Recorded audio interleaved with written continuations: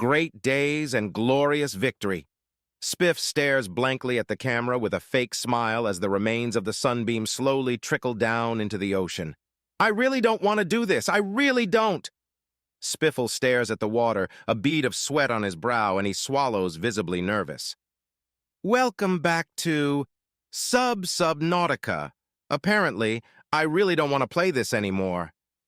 Spiff resolves himself to his terrifying fate and resumes wandering around the island, getting a few samples of plants and scanning a few things he finds before returning to where he parked the sea moth. It is here he has his first encounter with a warper. He gets in the sea moth and tries to leave, but is teleported out of the cockpit closer to where the strange creature can deal damage. Spiff loses half his health in this attack. What? How did I get out of the... AH! No, get away! Get away! What the asterisk beep asterisk is that thing? Begone, beast! Spiff lashes out at it, and luckily snags a knife hit on it before it can do more damage. Spiff hastily enters his sea moth again and retreats with haste.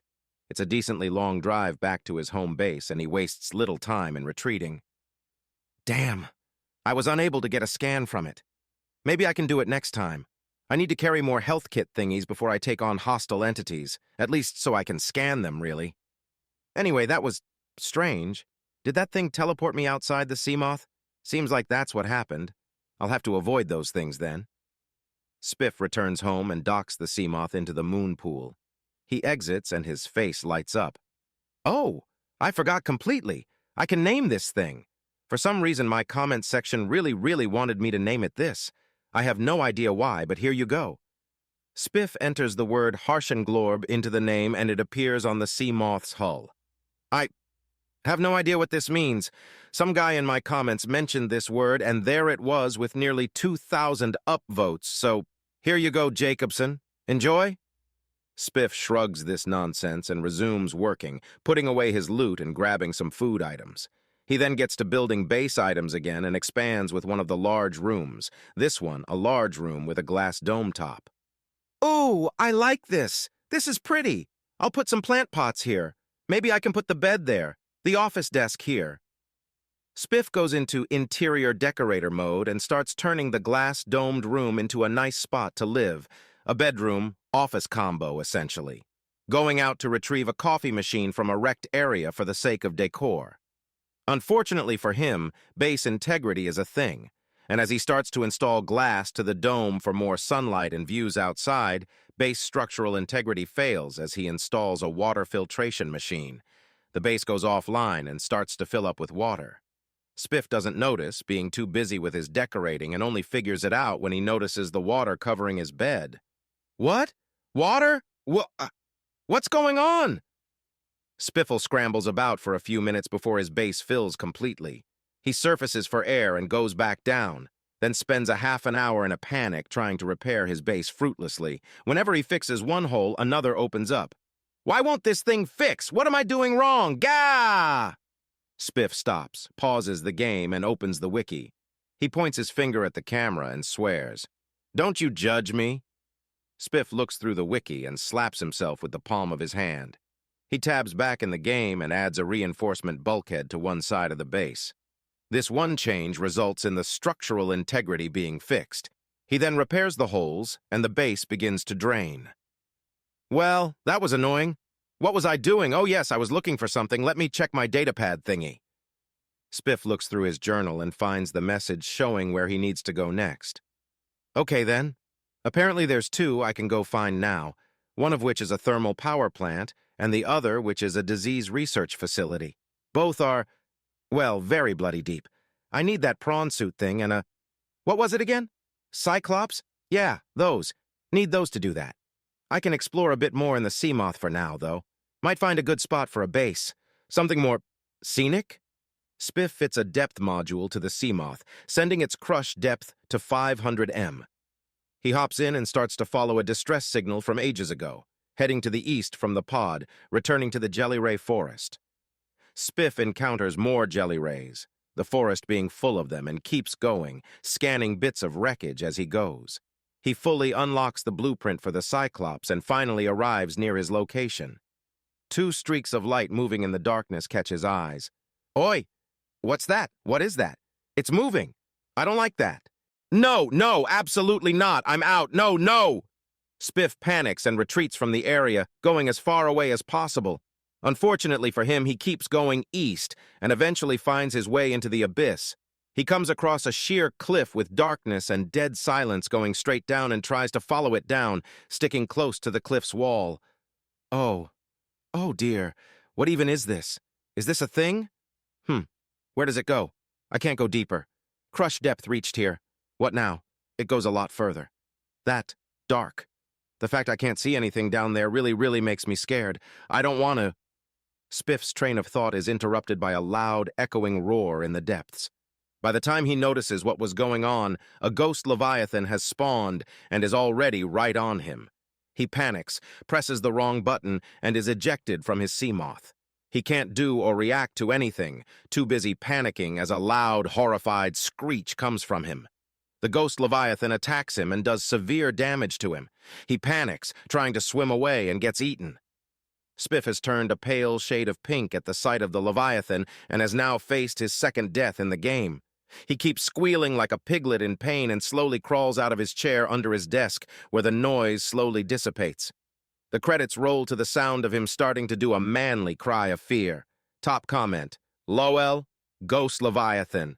That's the manliest squeal of terror I have ever heard. My wife had to come in and pull me off the floor. I was laughing so hard. Spiff's response, oh, bugger off. You haven't faced anything like this before, so I doubt you can understand. Reply, pfft, please. I work as a station hand on Callisto. I've gutted and eaten worse. Calliston clawfish is delicious. Spiff's reply, wait, what? The camera starts up and shows Spiffle in view. He doesn't say anything and instead pulls up a picture of a group of humans smiling at the camera, around the corpse of some kind of whale, eel, kind of eldritch monster hoisted up by its skull from a hook.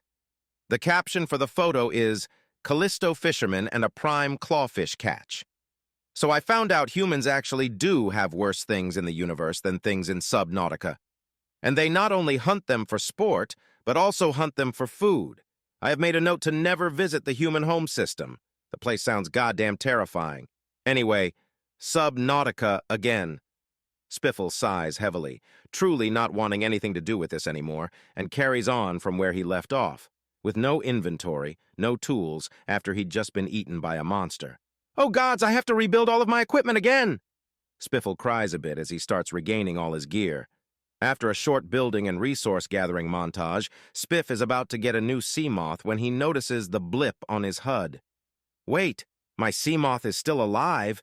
They didn't... Oh! Right, I remember. I panic-buttoned and got out of it. Well, that's okay. Just need to go in and get it then. Spiff spends a short amount of time heading to where he left the sea moth using a sea glide as his speedy transport. He tries in desperation to avoid the ampeels and bone sharks in the area, barely escaping an ampeel attack on the way. He finally arrives at the destination and surfaces. By all the gods, this is rather daunting. Very daunting, in fact. Just an empty ocean as far as the eye can see. Empty, deep ocean. I hate this. Spiff unconsciously takes a deep breath as he dives, heading for the sea moth. It's 400 meters down and is just barely inside his dive range. He quickly hops in the sea moth just as a ghost leviathan spawns and starts its routine. No, no, no, no! Get away, go away! Get away, go away!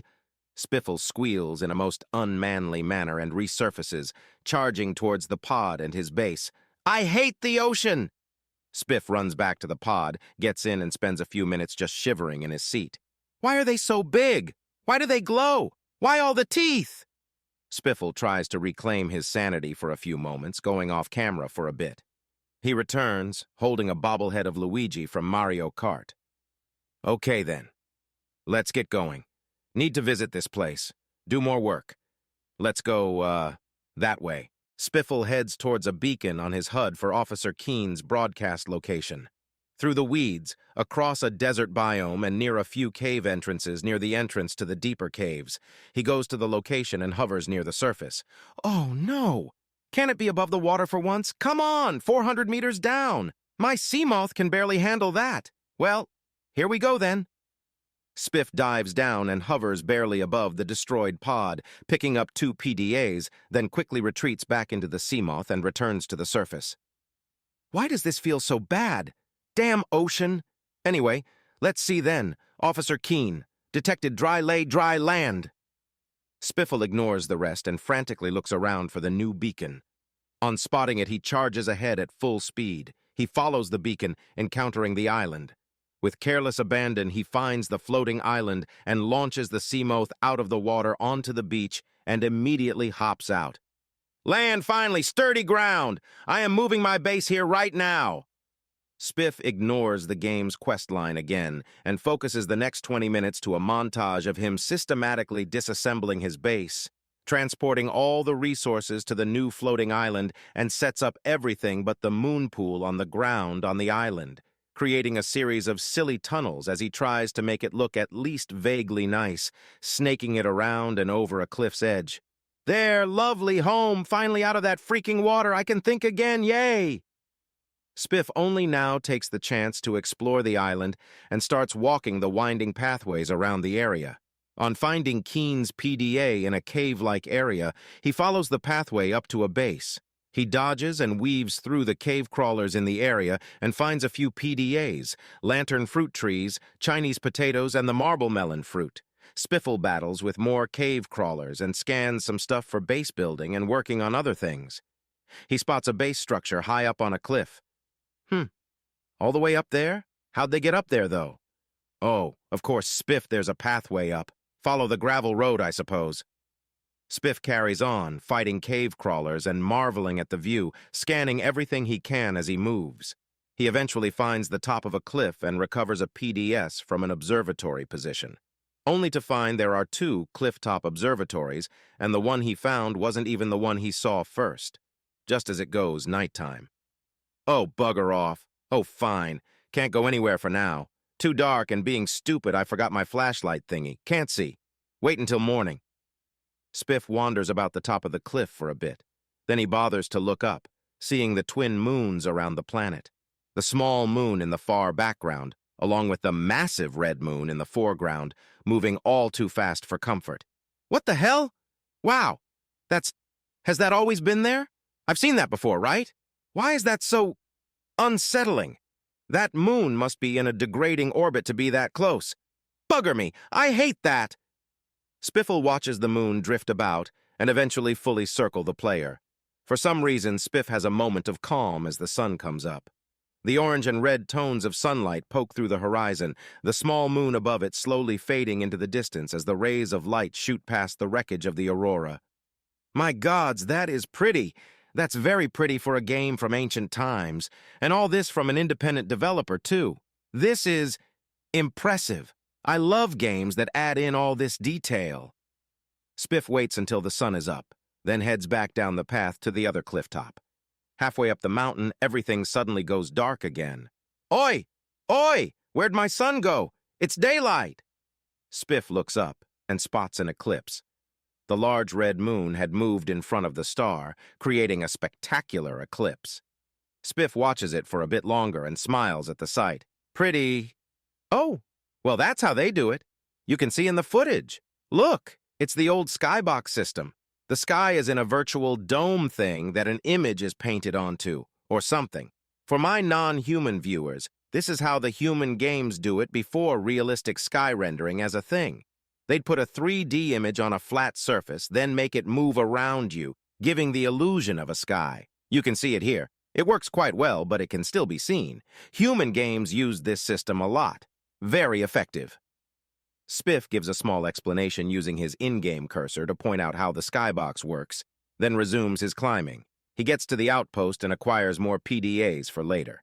He gets some new signals to go to. But most importantly, he finds the blueprint for the indoor grow bed. Oh, big plant! I can plant this lantern fruit in it, I hope. Yay! Good food! Maybe this bulb thing too. Food supply is fixed forever.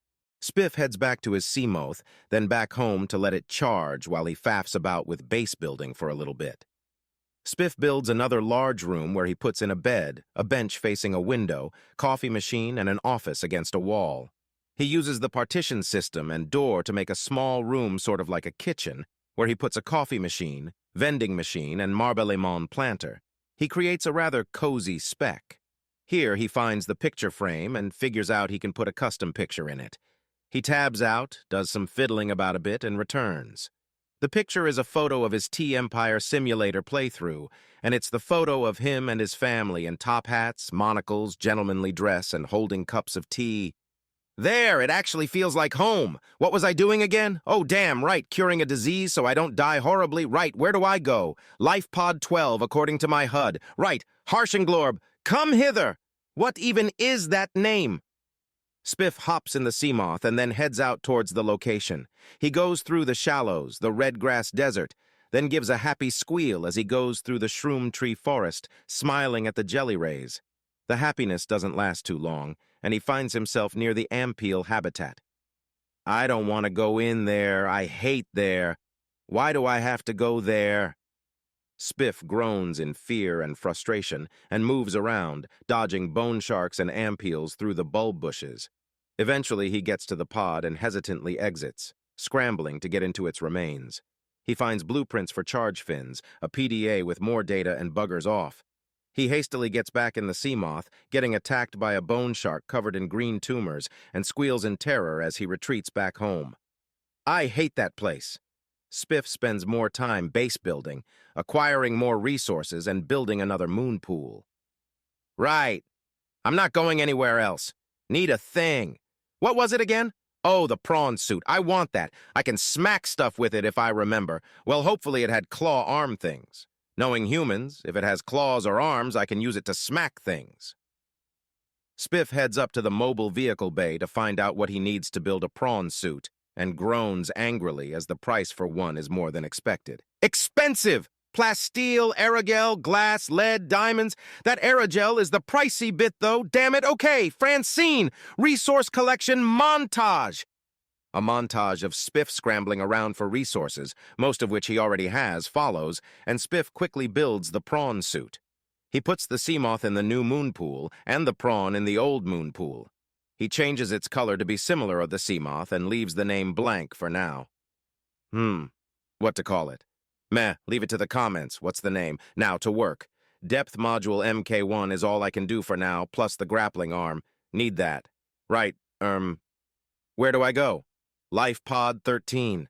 Seamoth for this one, I think. Spiff moves around and finds the jelly ray habitat again, grabbing the PDA and the pod wreckage. Then he heads back home to try out the prawn suit. The beacon-marked proposed Degassi habitat is his next target. Righty then, the next bit is a story bit, I think. I'll take the prawn suit for this one, see how it performs. The AI on my PDA said that people feel ultra-powerful when they're in these things. Maybe that's actually the case? I don't know, no idea how long, so food, water, extra power cell. Right, I have 700 M crush depth, so I should be fine. Let's go. Spiff gets in the suit and wanders off towards the beacon. He fumbles, noting how slow and cumbersome the suit is in the strange terrain, compensating for the difficulty by using the grappling arm. He defends himself against a sand shark and chuckles evilly as it runs from him. I knew it! If it looks like it can smack, it will in fact smack. Now, where's this thing? Underground? Under me? Where is an entrance I can use? Spiff fumbles around for a bit as he tries to find the entrance and finally finds it. The underground mushroom biome with the crab snakes. I said no! Spiffle pauses, saves, and exits the game. Then his cries of despair can be heard fading into the background to a chorus of, I hate the snakeworm things. I don't want to. I don't want to. Top comment, LOL, you really hate the crab snakes that much, Spiff? Seems a bit silly to me. Spiff's reply, bugger off, you old fart. You've never had to deal with those very censored things. Reply, au contraire. Asterisk user posts a link to Callisto Dockyards showing the recovered fresh kill of a 400-foot-long ice worm asterisk. Spiff's reply, oh, for crazy bastard humans. Great days and glorious victory. Spiff stands at the edge of the entrance to the Mushroom Caves biome. Why am I playing this game again? Spiff swallows his pride and unpauses the game. Right! Welcome back to Subnautica. I hate this game. I hate the ocean. But I must do this, apparently. I hate you all. Spiff glares at the camera angrily and then jumps into the hole, falling straight down into the underground jelly shroom caverns biome. Spiff pauses mid-fall as he spots several crab snakes swimming around in the nearby area, and he visibly cringes, shuddering in disgust. I hate this place! Spiff collects his thoughts and resumes falling. He has the good fortune of dropping right on top of the Degassi habitat, where he needs to collect data. He parks the prawn, clambers inside and dodges several drooping stingers, and recovers various blueprints, bits, pieces, PDAs, and a few other things, acquiring a few new blueprints. With that completed, Spiff hastily retreats before noticing anything, and doesn't bother reading any new data before he hurriedly hops back in the suit and desperately clambers out the way he came in. I hate this place! Spiff grumbles to himself as he trundles back home to take stock of everything he found and stocks up on water, food, and sits on the bench he made before reading everything. Ah, water filtration system, ultra-high capacity tank? Ooh, I'm building that one, and passwords for the Aurora stuff to do. Right, good. Oh, a radio message, huh? What follows isn't necessarily one of the most iconic messages, but definitely one of the most memorable moments in the game's history. It's a message from two YouTubers named Neebs and Appsro from the gaming channel Neebs Gaming. YouTubers who did a role-play series for the game during its early days. This is Altera HQ. This may be our only communications window. We can't send a rescue ship all the way out there, so Aurora, you're just gonna have to meet us halfway. We've uploaded blueprints to the ship's computer. Asterisk off mic asterisk. We're doing a sandwich run. Are you in? Yeah, give me a second. Black box data shows the high security terminal in the captain's quarters is still functional. Asterisk off mic asterisk. Becky's leaving like in 5 minutes. All right, tell Becky I'll just take the regular. Asterisk off mic asterisk the regular? Yeah, she'll know what I mean. Asterisk off mic asterisk. And if she doesn't, just tell her the regular dude. Asterisk off mic asterisk. If I say regular and she's like, what's the regular, I have to come all the way back up here. The code should be 2679. The regular's just a ham and cheese. Asterisk off mic asterisk. Okay, well, would you just say ham and cheese? Ham and cheese. Asterisk off mic asterisk okay. Spiff looks at the camera and blinks. Well, okay then. Back to the Aurora I go, I guess. Oh, wait, before I go, I have a thing. Previous video, I asked for a name. The prawn suit's name is Steve. Spiff goes to the suit and looks at the name, a bright blue juxtaposed with the suit's low purple. Yep, Steve. It was the most upvoted comment on that video, so there you go. Now I need to go to the Aurora. Spiff heads to the Seamuth Harshenglorb and proceeds to the Aurora once more. He dodges and weaves, scaring himself out of his own skin from the angry yell of a Reaper Leviathan that's too close for comfort. He finally arrives, hops into the Aurora, and makes his way through.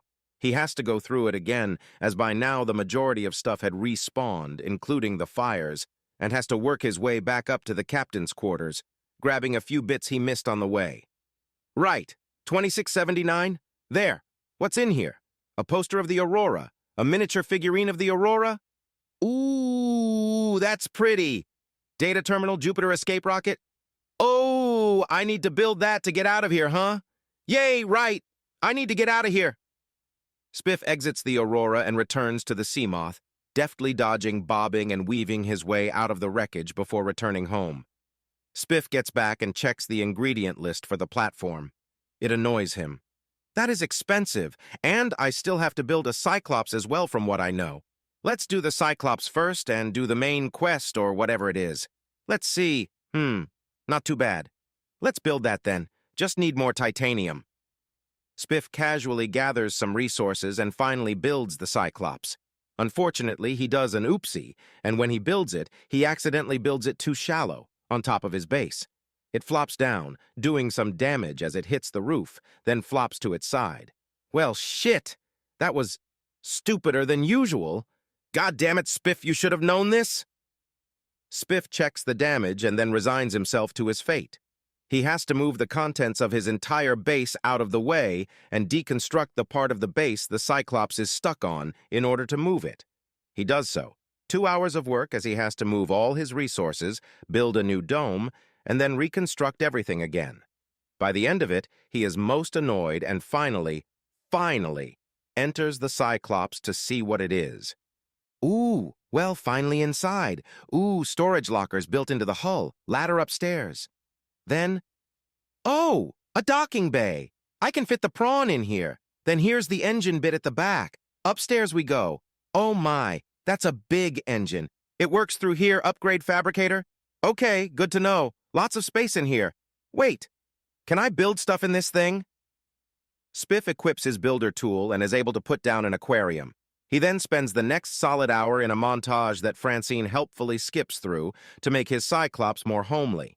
He installs a vending machine, coffee machine, a small office, all the stuff he needs including chargers and a fabricator, moving his modification station to the sub. He puts down a bed, a growing bed, and lantern fruit tree for food and water, then moves his new friend Reginald into the new aquarium. There, feels like home. Now what was I doing? Oh yeah, check my PDA for directions here. What do I do? I see. Disease Research Facility, 1,200 meters down. And a power facility 800 meters down. Looks like there's something under the floating island, too. Need to go there, I guess. Okay, first thing, floating island. Let's go. Spiff docks Steve the prawn suit in the Cyclops. The Cyclops now has a paint job and a name, pink with purple stripes and a blue name. Its name has been changed, the bright blue lettering reading Minnie Monk, likely a reference to Spiff's daughter who was seen playing Slime Rancher with her dad. Spiff gets in the pilot's seat, turns the engine on, and heads towards the island. He travels along the surface for some reason and uses the cameras to look around. I hate the fact I cannot see the bottom. I hate that. I really don't like that. Why am I playing this? Spiff hits the down button and he starts going down. He gets close to a cave network and gets annoyed. I was afraid of this. Need the sea moth. The terrain here is too nasty. I can't be bothered with it. I'm just going to swim home, get the sea moth, then get back here and use that. I just can't be bothered. Spiff sighs, resigns himself to his fate, and lifts the sub to the surface, gets out, and swims home. He returns to his base after 10 minutes of swimming on the surface, then drives back to the sub. He closes his eyes, takes a deep breath, then dives once again. He encounters floating bacteria colonies, strange plant formations, and odd colors, and immediately turns pale at the sight of one of Subnautica's most irritating enemies, the crab squid. No, why? Why? I thought I was safe from spiders. Why in the world does this thing exist? Spiff yelps as it spots him. Spiff just ignores it and runs the hell away from it. He doesn't get far as the creature releases its signature EMP blast, then attacks the sea moth. The EMP blast disables the vehicle for a few seconds. Spiff panics, gets out, and tries to do something but simply gets attacked himself.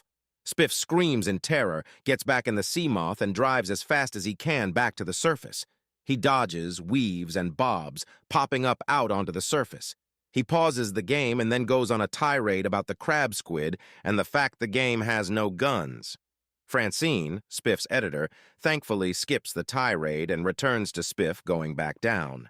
His complexion is slightly purple now, as opposed to his usual blue, indicating a mix of fear and anger.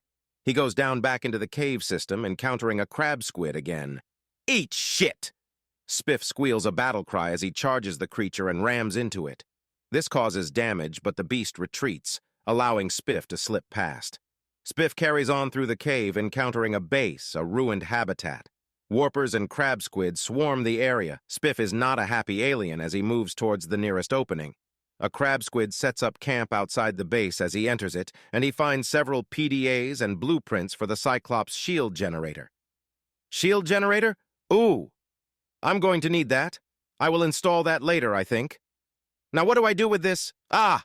Entrance to the upper levels is over there. Have to go past that thing, though. I hate that thing. Do I have to? I have to, don't I? Spiff takes a deep breath, equips his knife, and charges out with a loud, squealing battle cry. He slashes at it, taking some damage in return but forcing the monster to retreat. Spiff quickly gets back in the sea moth, getting his oxygen back. He quickly pops out, repairs the sea moth, and gets back in the structure.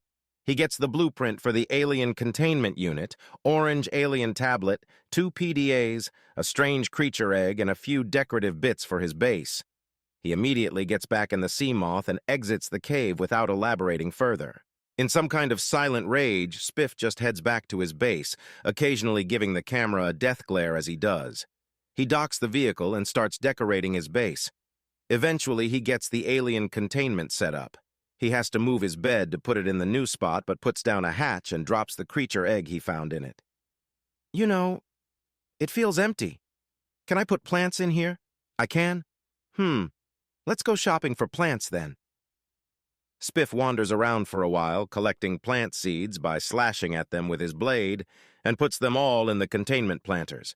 He does, however, get distracted and uses his propulsion cannon to collect some fish, a few creature eggs, and gets even more distracted by the appearance of LifePod 2's signature.